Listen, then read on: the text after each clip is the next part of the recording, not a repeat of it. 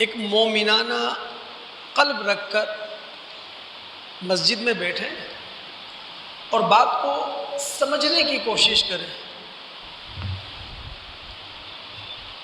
نبی اور رسول اللہ تعالیٰ کا وہ نمائندہ ہوتا ہے جو خالق اور مالک سے عالم بالا کی خبریں لے کر ہم انسانوں کو پہنچا دیا کرتا ہے۔ اب اللہ رب العالمین نے انسانوں کی رہنمائی کے لیے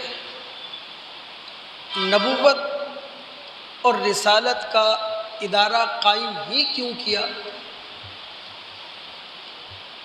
اس زمینی سیارے پر ہم انسانوں کو اللہ تعالیٰ نے بطور آزمائش بسایا ہے۔ پھر آزمائش میں کامیابی کے لیے اللہ تعالیٰ نے بہترین فطرت پر ہم انسانوں کو پیدا کیا،